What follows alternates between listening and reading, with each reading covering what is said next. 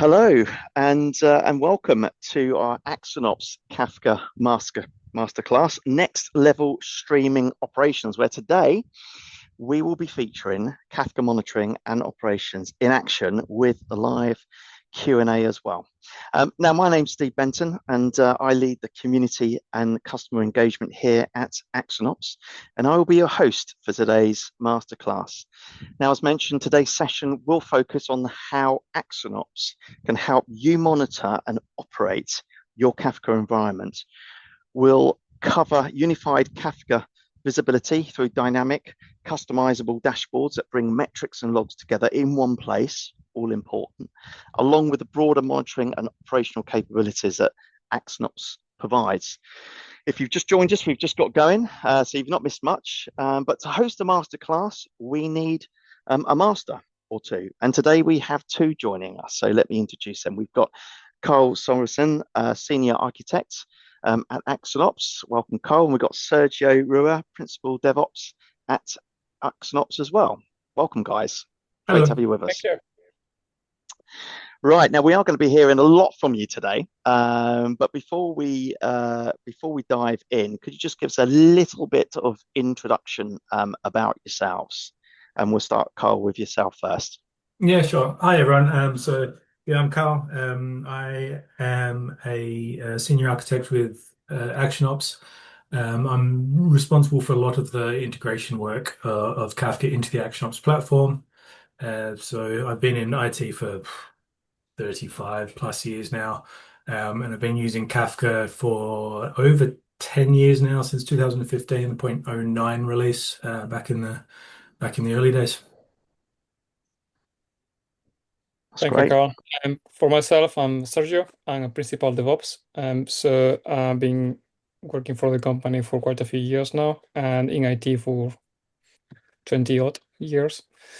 I'm not an expert in Kafka like Carl is. My role is more into DevOps, automation, installations, and so I do a lot of work helping our customers to install and manage their Kafka clusters as they grow up.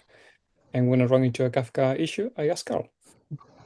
Brilliant. Okay. All right. Well, as I said, we're going to come back to you in a second. But just really quickly, if you just joined us, a special welcome. We've just got going. I promise you there is only one marketing slide that I've got here. All right. And this is really just to give you a little bit of background on who we are. So let me just explain that AxonOps provides powerful software and support for unified monitoring operations across Kafka and also Cassandra clusters too. And we do this all through a single pane of glass. Now, there were some people that were very frustrated by the lack of reliable tooling. And this was our team really of veteran data platform experts. And they built AxonOps from the ground up to ensure mission critical platforms stay healthy and resilient. So there we go. That's a little bit about us. If you've just joined, a warm welcome. It's fantastic to see you all. We've just got started. We are recording the session as well, so we'll make that available for you too. We do want you to participate in this session, so please do ask us any questions. You can do that in your little Q&A box on your console. You can do that anytime, and we will do our best to answer those questions as we go along. And even if they're just general questions about Kafka, please fire away, and might not be it'll be one of the guys that will be covering that for sure, and hopefully being able to answer your questions on that one. So before we get going, we've got a quick poll that we're going to launch. In fact, I've got two quick polls actually, because we'd love to find out a little bit about yourselves as well. So the first one, let's get that going, is, let's have a look. Are you currently managing or working within a Kafka environment? So we'd like you to just quickly click on. It's a yes or no. It's a nice simple one to get going with. You've got a 50% chance of getting this right. So are you currently managing or working within a Kafka environment? We've got a few that are saying no. We've got some, I think, that are saying yes. So this is your opportunity. Jump on, answer that question. We're going to quickly finish the poll because we want to get on and start presenting. Great, that's good. That gives us a little indication of who's actually working with Kafka. Let's launch the second poll. So for those of you that are working with Kafka, would you say, here we go, I'm going to launch it. Would you say, or how would you say, how experienced would you say you are with Kafka? Are you new and inexperienced? Are you somewhat experienced? Are you very experienced? Or maybe you're an expert. Have we got any more masters in the house? That would be great to know. I'm going to stop sharing my screen for a second there, just so you can complete the poll. We've got quite a few that are saying somewhat experienced, quite a few actually on new and inexperienced. Okay, just helps us to gauge the pace of the session today as well. If we were all experts, we'd be going a lot quicker, which is fine. It's not a problem at all. Excellent. Okay, so I think we've got about, I'll share the results on this one. We've got about 50-50 in terms of new and experienced and somewhat experienced. There we go. Masters. Now you know a little bit of who our audience is and who we have in the house today. Okay, all right. So don't forget, everybody, use your Q&A box if you've got any questions that you want answered. But Carl, we're going to come over to you. Should we start with unified monitoring and operations? Sure. Let me just grab my screen to share. Okay, so is that coming through for everyone? Yeah. Okay, excellent. Cool. So actually, yeah, okay. Kafka Unified Monitoring and Operations. So AxonOps. AxonOps is a platform we built to fill a niche or to fill a capability gap that we, as people that have been in IT that have dealt with a lot of platforms for a lot of time, have noticed. And one of these platforms is Kafka. So we built ActionOps to build on two different pillars, if you will. So the first pillar is monitoring. So, you know, the health of your cluster is really important, especially when it comes to something like a Kafka cluster that's used as a central nervous system of an environment. So we've built a very comprehensive monitoring stack within ActionOps with high resolution metrics. Dashboards that are curated or highly opinionated based on our experiences and what we've seen working on the coalface. And we've all tied that into some very flexible alerting systems that allow very customizable alerts that benefit both your operations guys and your developers as well. But that's only half of the story. The other thing is that we worked a lot on was the operational functionalities of ActionOps.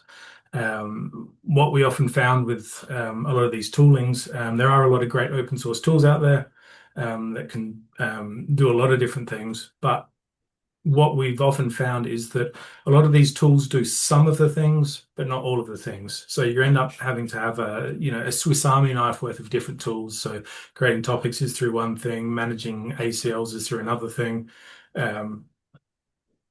registering schemas in schema registry, etc., is yet another tool. So we designed this platform to be a single place where you can do all of your monitoring and all of the operations. So if I focus on monitoring for a moment, we have set up ActionOps in a very special way. We spent a lot of time and effort working on efficiency and metric shipping. That means that we are in a fairly unique situation where we can capture metrics at 5-second frequencies. So most or if not all monitoring platforms use sort of like Prometheus style scraping endpoints, where you've got a Prometheus server and it's manually scraping each Kafka nodes to scrape all its metrics. That can take a lot of time. It takes a lot of CPU resources. The bigger your cluster gets, the more time and effort that takes just to collect monitoring metrics. ActionOps works much differently, which I'll cover a little bit in an architecture slide. But yeah, so the flip side of that is that allows us to collect metrics at 5-second intervals. And what's more, you don't have to select specific metrics. We collect all metrics that Kafka exports. So even if you don't need it right now, it's always going to be there. You've got an incident, you can discover that you're missing a metrics from your dashboard. You can go back and that metric data will always be there for you. Yeah, so we've built a lot of dashboards. which are, as I mentioned before, they're based on our experiences with looking after Kafka and the products that ActionOps supports. So we know the things you should be looking out for. So we've set up default dashboards which allow that. If you want to change anything, you can. Every dashboard is completely customizable. We also collect logs. So once again, it's another toolkit that's embedded in the same tool system. No more having to have Grafana open on one page and logs Kibana open on the other page, and then having to match up the two different timestamps to work out how it goes. That's all in the one platform. And as I mentioned previously, any metric or log that comes in, we can set up customizable alert rules for it. So for the operations side of things, sorry, Sergio, did you put your hand up by mistake or? My mistake, sorry. Yeah, no, it's cool. So for the operation side of things, we cover all the major Kafka operations. So we do full topic lifecycle management. So you can manage topics. You can also manage the partitions within those topics. We manage full ACL management processes. Schema registry is also a first-class citizen within ActionOps, so you can do full schema management as well as metrics collection. Kafka Connect, once again, you can register as many different Kafka Connect clusters as you want within the platform and then manage the connectors underneath that. And we have a new feature out which is just about to go live, called secure message streaming, which allows you to pull messages out of your Kafka cluster in a extremely secure way. This is also tied into a full RBAC system, so you can allow people to pull specific messages from your cluster. You can have a break glass scenario where your developers may not need access to production cluster, but to debug an issue, you can give them temporary access to read messages, etc. Every operational aspect is backed by an audit log, so we track any changes that are made to both ActionOps and to any Kafka resources within it as well. It's a platform that we have quite a lot of new features coming for as well. One of the features which, depending on how time goes, I might show you a quick demo of it. We have a metadata repository coming, so you'll be able to add metadata tags to all of your Kafka resources. So you'll be able to add a tag to a topic, to an ACL, to a consumer group, to a Kafka Connect. So you can add a tag of department and then a department name to all the particular resources that go for a particular department. So if you're an ops guy and you're trying to work out who owns what within your cluster, this will be super handy.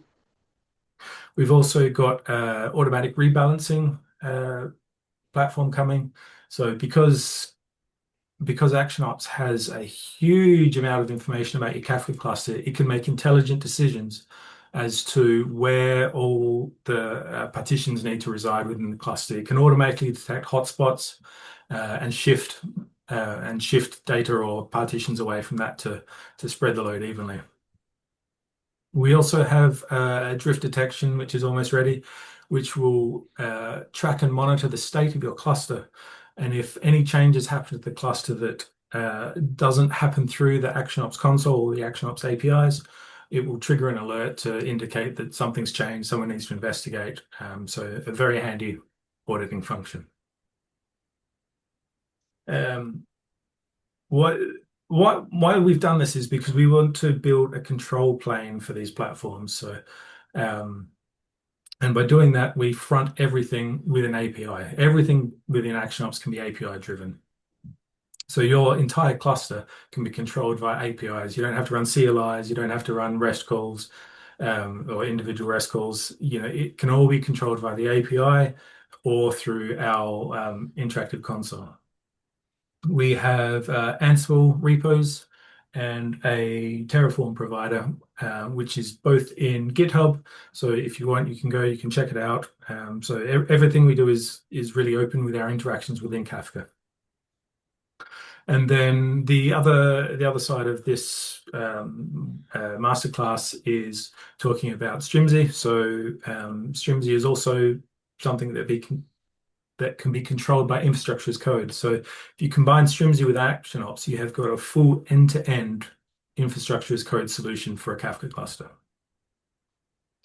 Right, so that is, I've got one more slide, I forgot about that. So what we have here is a short architecture overview of how everything works. So as I said, we put together a lot of thought and effort into how we interact with the underlying systems. So you can see over here on the left, we have a Linux host. It's running Kafka.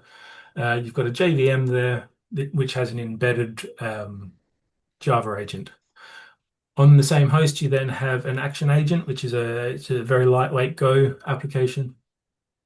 And these two interact with each other. So the action agent then establishes a connection through to ActionOps, and we can host ActionOps either in our online SaaS platform or you can host it on premise yourself. So there are options there in regards to how you host it. All connections are always outbound, so you never have to open holes into your infrastructure to allow connections to coming in. Everything pushes outwards.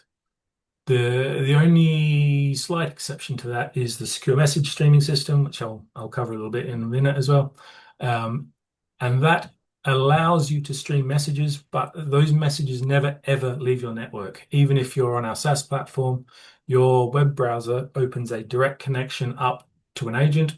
It's fully secured. It's token-based auth, but that means that you can pull those informations from the cluster in a secure manner, and yeah, that data never ever leaves your network. You can see on the right there, I spoke about alerts and alerting. So our alerts support a large number of processes. So you can call out to Ops Genie, Slack. You can create custom webhooks. So there's plenty of ways to get notifications from anything that happens in your cluster. Right, so that is now the end of the slides. And I've gone too hard. And so now I will do a demo of some of the different functions you've seen, and we'll have a walk through it.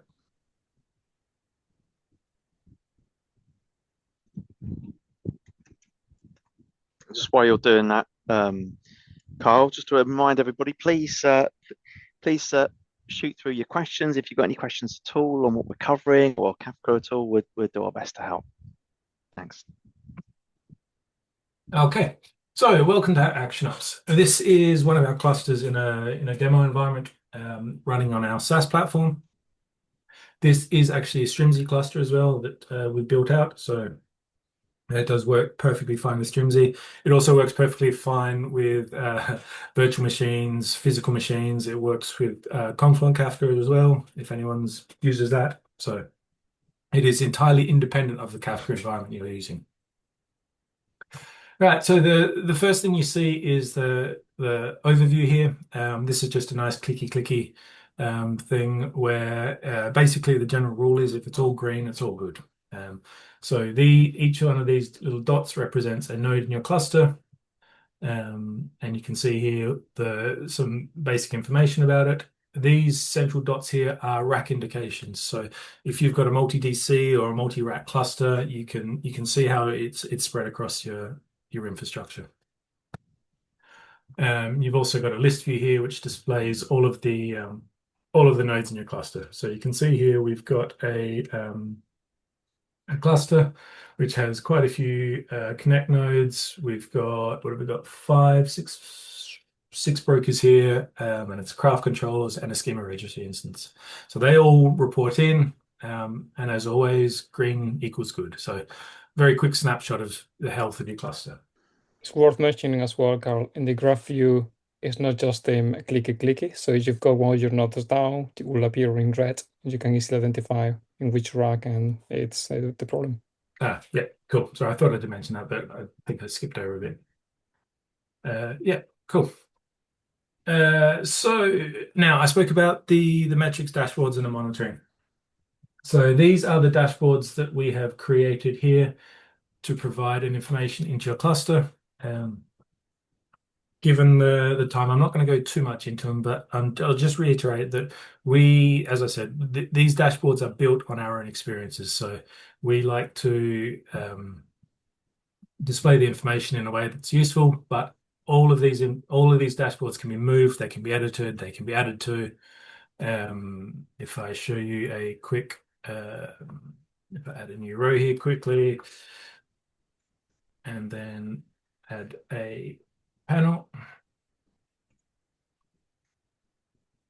all of our metrics, which will come under here, sorry, are basically reported as Prometheus type metrics. So they should be familiar to lots of different people, but our system translates it into PromQL, isn't it? And we have a metrics browser as well, so you can see here that all of the metrics that we collect for it, and it allows you just to click, select what you want, and report on it there. Sorry, a zoom thing in the way. So if I cancel out of that, so I was talking about alerting before as well. So one of the things you will always, or generally want to have an alert for, is things such as under-replicated partitions. So you can see here, if we go into the graph, you can see the graph, you can see the query that it's used for here. There's an alert definitions tab. So you can click on that, create a new alert definition, and we can say if there's one partition under, then we warn. If it's 10, then it becomes a critical. You can then set a time duration as well. So, to even out some of the noisy spikes you get in operational environments, you can add time frames to things. So this alert won't trigger unless the condition has been met for 30 seconds, or you can change it to 10 minutes or any one of these things. One of the features I really love is that alerts can be sent. You can create alert overrides as well. So for a big cluster, you might have your ops guys will get alerted on under replicated partitions as well.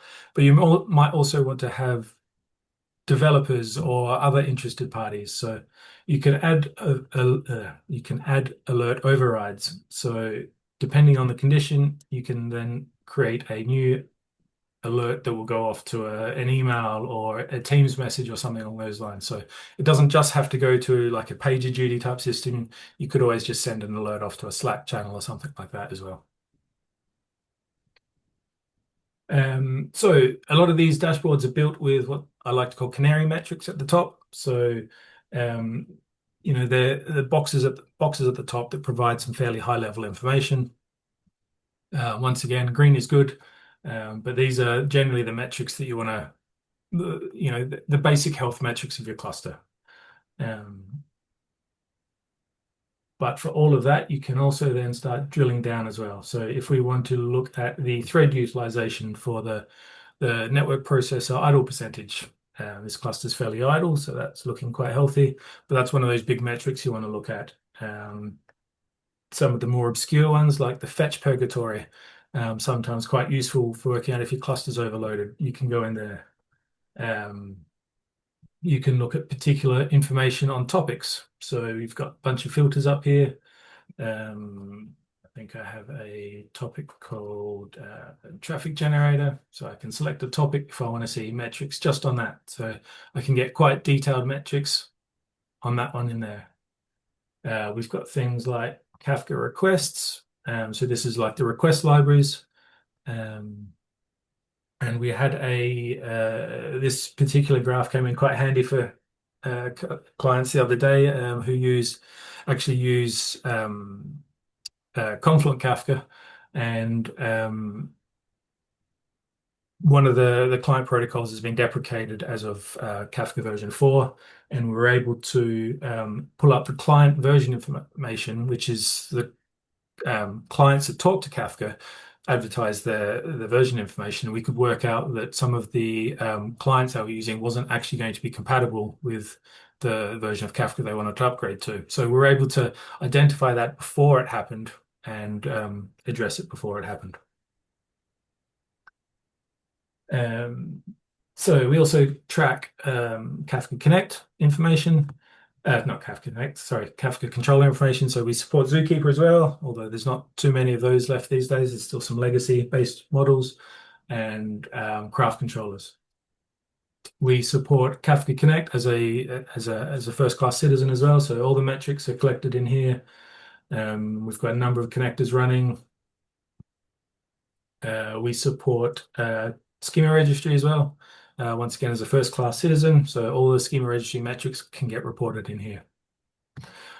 One of the things that is a feature that I also really love is that we offer live consumer group tracking. One of these things that we have seen time and time again, where you've got an application reading from a cluster, and something happens to that application, it stops reading, and all of a sudden your lag, which is the messages you haven't processed yet that are still waiting to be processed, goes from several hundred to thousands upon thousands upon thousands, and then all of a sudden it's a million. You've got an MPI, and all of that could have been avoided if you're aware of the lag. So we offer that, and like with everything else, you can create an alert on that. So the alert can be filtered to a specific topic as well. So if I want to be aware of the lag of anything on that topic, I can create an alert there. Because that is over one, that will start alerting in probably a minute's time or so. So highly flexible metric-based system. And one of the other features I keep saying that one of the features I love, that's because there is a lot of features in this platform that I love, is the integration of metrics and logs. So you'll see a little slide box down here, and you can pull that slide box up, and it will give you the logs that is happening in your cluster from this timestamp. So this is so unbelievably useful when you're looking at issues. So, if you're looking at an investigation, you see a spike in your metrics, you can click and drag over that, and it will narrow the time zone range, and it will also pull any log messages from that. So no more having a Grafana screen open and a Kibana screen open and having to sort of match them up together. It's all in the one page. Okay, so that is metrics. We also have a full, obviously, log collection. So all the logs are collected and sent here. There is filters. You can filter by what rack things are in, what specific nodes, errors, infos, warnings, which log it came from. So if you're interested in the Kafka Connect log specifically, or server log, etc., all of that is surfaced up there. And you can filter messages as well as clicking on them and getting some more metadata about them. So that's the logs. We have events notifications because we need to let people know about how things are going. So you can see here that consumer group lag alert that I put in has triggered and is sending off alerts. You can silence alerts if you're doing maintenance, etc. And you can see all the alert definitions sort of here. You can see that alerts arrays there. Any alerts triggered surface up onto the dashboard there, so it's very easy to see that.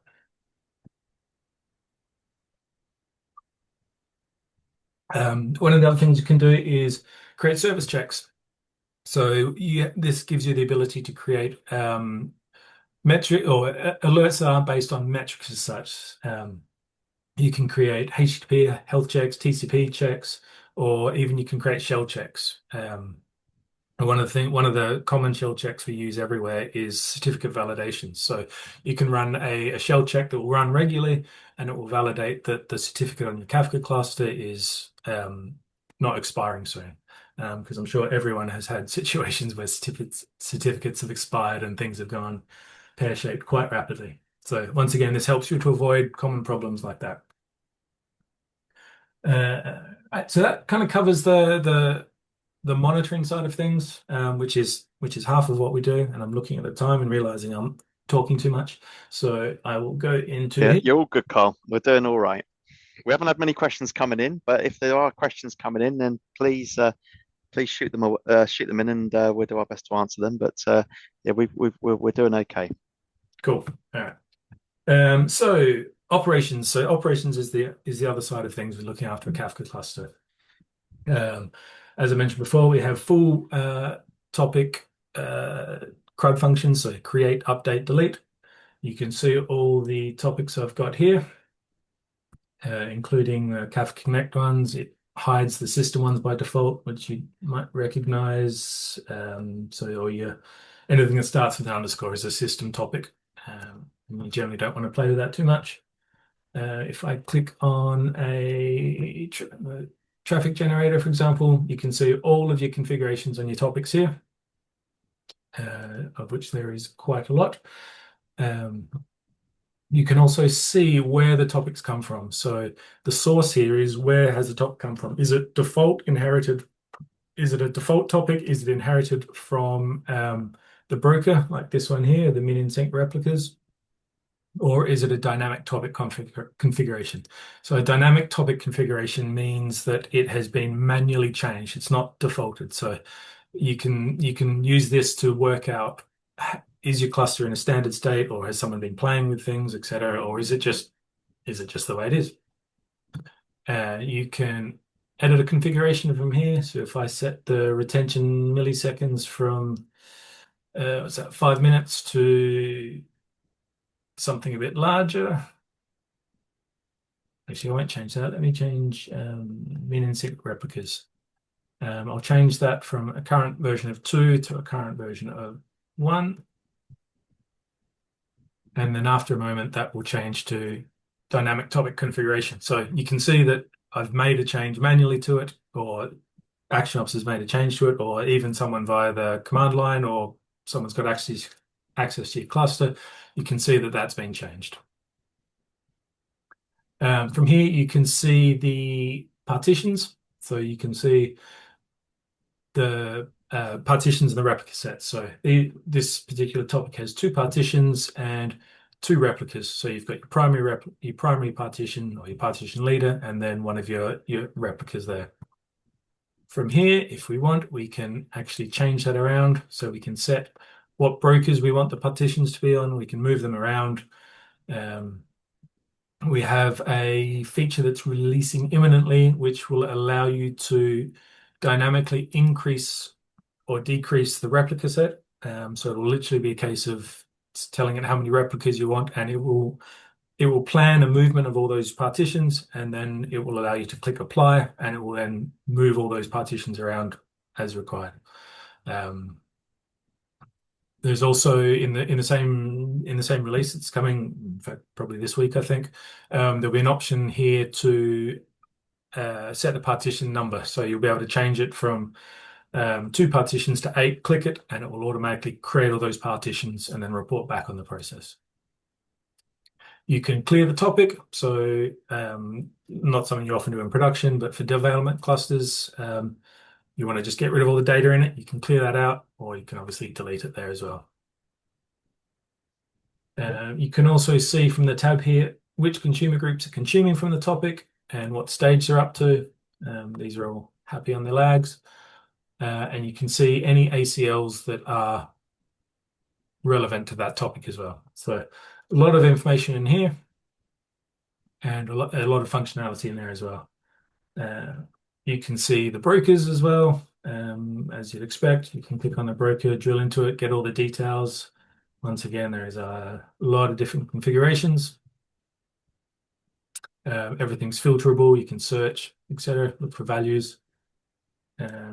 This is the ACLs of the cluster as a whole. Once again, you can create, you can modify. If I want to create a new ACL on a topic of insurance topic, and then Carl has access to it, give them all access. And that's how simple it is to create an ACL. ACLs are one of those things I see people not using enough. And I think the slightly suspicious part of me is that people find it too hard, because Kafka ACLs on the command line are really annoying. You have to get all the switches right, and it's a long command. So this makes this much simpler. consumers, so we can see all the consumers in the cluster, as I said, and you can drill into this. So if you pick up that consumer group is down apparently, and that is a connect one, typical. Why is that? Yeah, okay, just hadn't rendered in time. So this is, you can drill into the consumer group. You can see that there is attached to this consumer group, there is a single client called Kafka Python, which is just a container I've got running. And it is called traffic generator. It's on this partition. And this is the group offset and the high watermark, and there's the lag. So you know exactly what's going on there.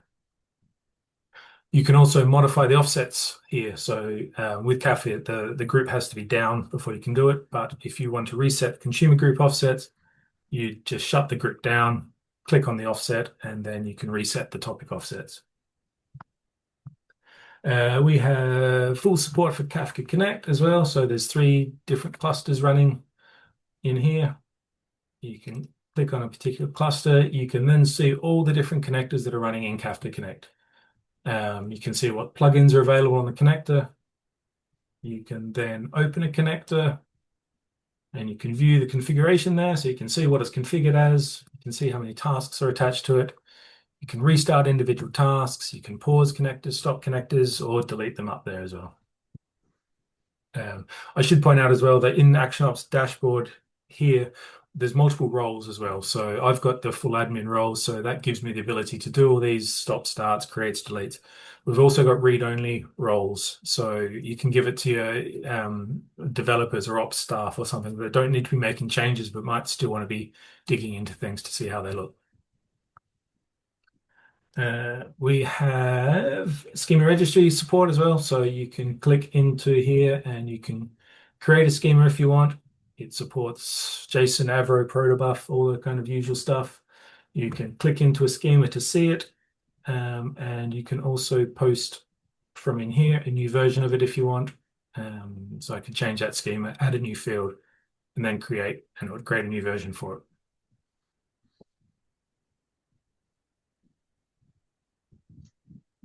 Right. So that's the sort of the main features, the main operational features of it. For that, the other one I wanted to talk about quickly was topic streams. So this is one we've been asked about a lot, and it's taken us quite a while to put this together because we put a lot of thought into it.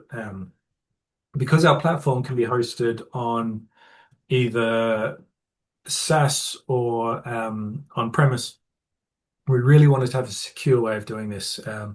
We do a lot of work with banks or insurance companies or people that have very confidential data, and the idea of shipping messages from topics which could contain very PCI data, highly personal information.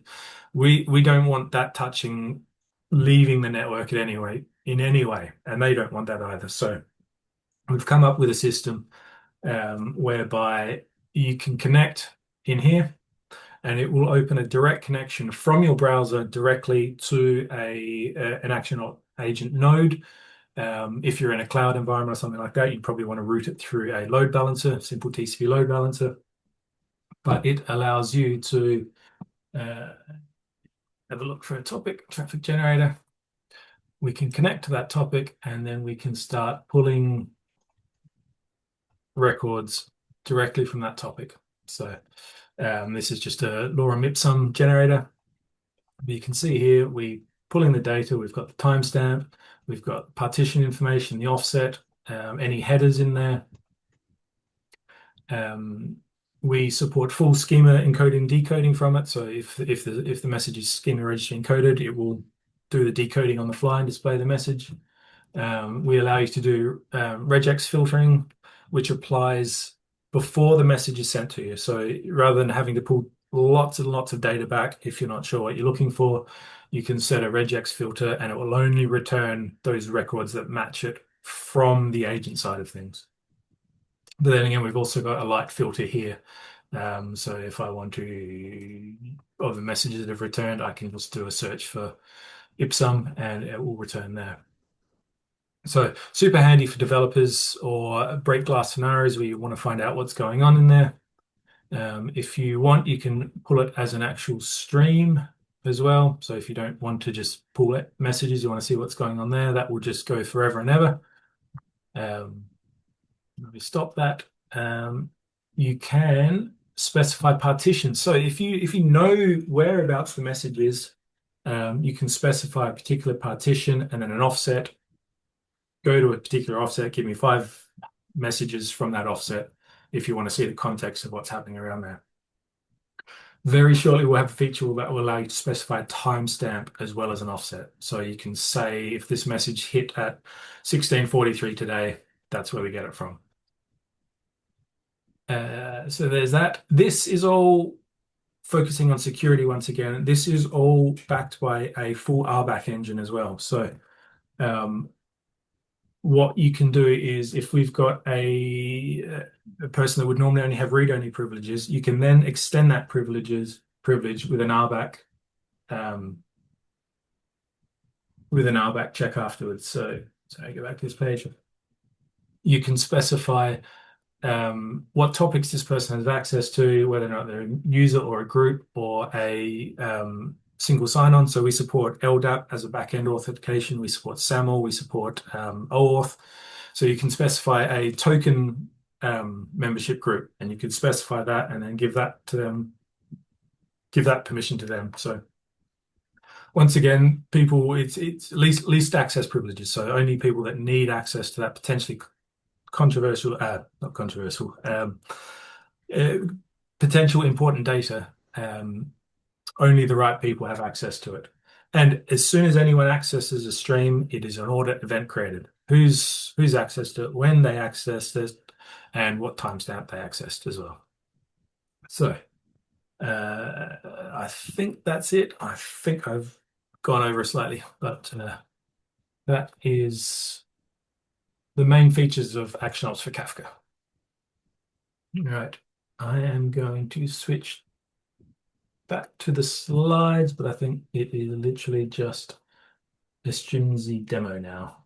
So the next slide says Strimzi demo. So I'm going to hand over to Sergio, who's going to show you how simple it is to set up Strimzi.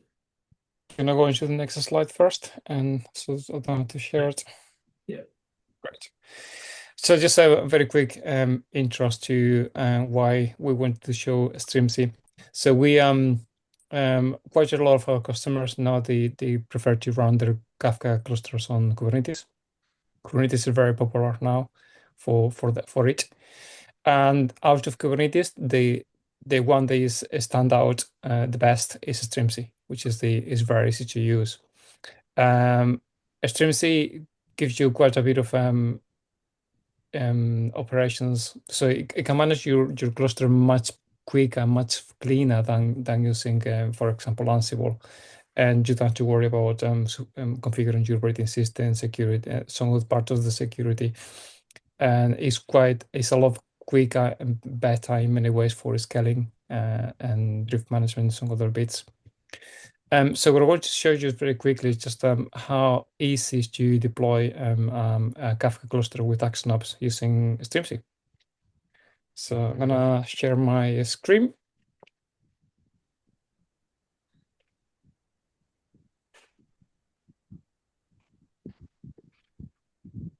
So let me start first by showing you the website. So we have a GitHub repository called the AxonOps containers. In here we have the Strimzi containers with AxonOps pre-installed and ready for you to use. So literally all we're doing is we're taking the official Strimzi containers and we install on top the Axon agent. That it's all we do. In here you can also find examples. So you can do the examples part. You can see, among others, the example for Strimzi. In here you've got 3 different types of examples for the one I'm going to be using, which is the cloud deploying to AxonOps SaaS, or you prefer to deploy to your own AxonOps cluster running on your local Kubernetes. So what I'll be doing is going to just go through the example of setting up a Strimzi Strimzi cluster on Kubernetes. This configuration is all pre-baked, it's ready for you to use. The only thing you have to do is go through the configuration environment, and you'll find in here a few settings you need to adapt to your cluster, like the version you want to use. You have to pull the images from our repository, from this repository, and then just set up the size, how many nodes you want. And finally, the other thing you have to do is configure the agent keys. So there should be an option here for this one, and that is how you connect your Strimzi cluster to AxonOps, just by providing a organization name and agent key. This is all. You will find all these instructions in the AxonOps website, and you go into agent setup, agent configuration. If you follow the configuration here steps, it will give you the information you need to configure. Actually, that's silly. That's what actually shows this one. Just go into agent keys, just select a key, and that's the key you need to use to install your cluster. So I've got it configuring here. So I've gone through I just downloaded the repo. I went through the environment config, and everything I've done is to change the organization name and also change the sizes, because I only got a small cluster. So instead of 6, I'm gonna go for just 3 nodes of controllers and brokers. That is everything I've done. With that, I should be able to just apply the configs. I meant apply, not delete.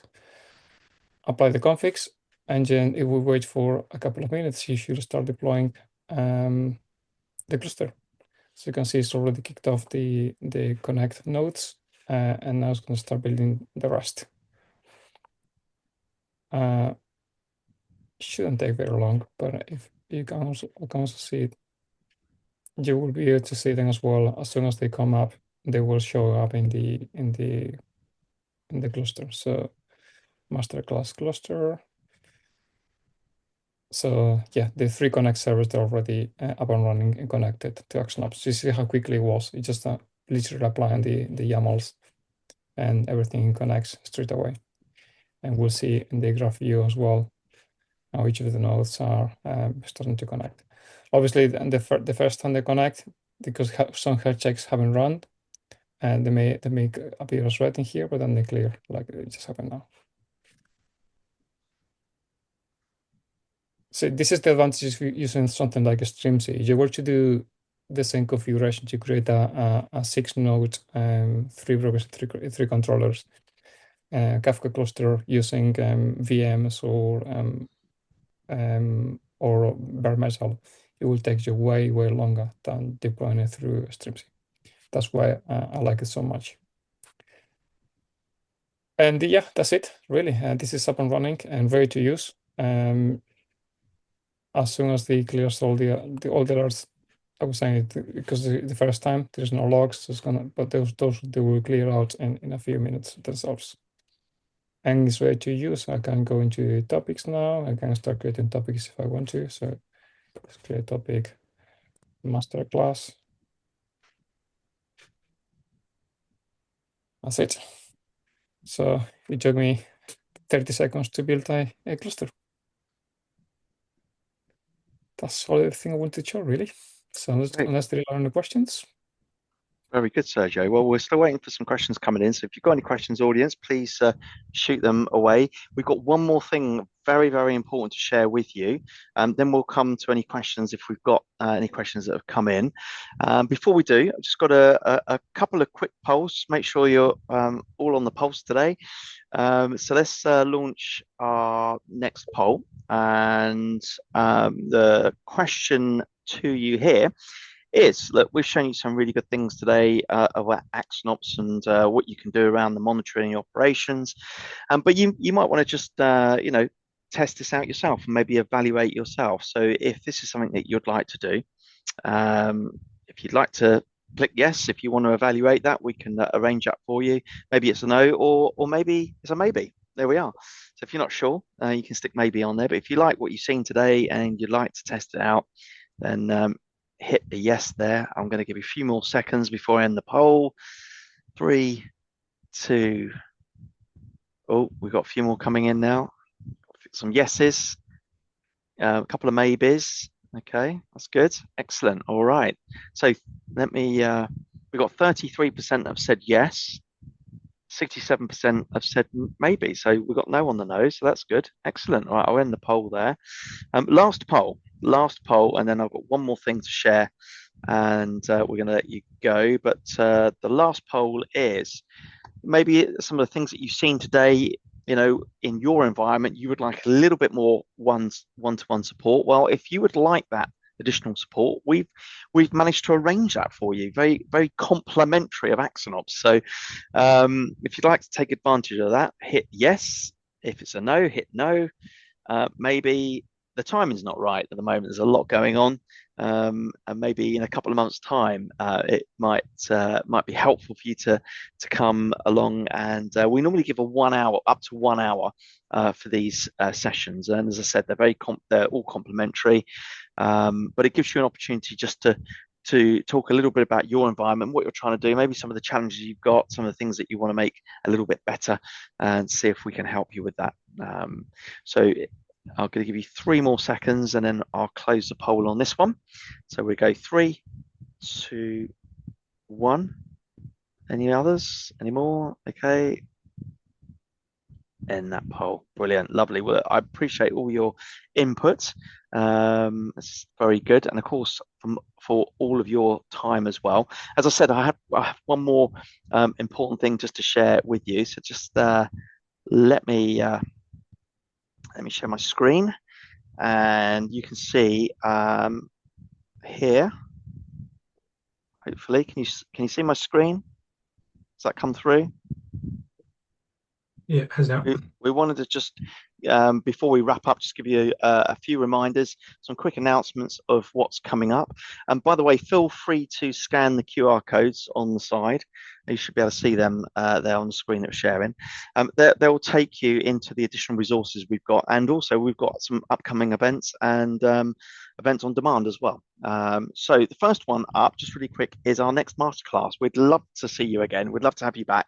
It's going to be a little bit different, the next one. It's on the 16th of April, but it's really geared up for those that are currently running Cassandra via DataStax DSE or DataStax Enterprise. And this session is really going to focus on how straightforward it is to migrate from DataStax Enterprise from that environment to Cassandra.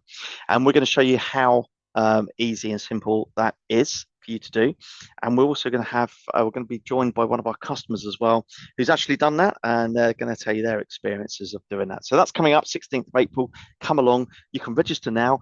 We've got a holding invitation that's set up for you just for this session today, because we want you to come back for April. So it's all ready for you to log on and do that.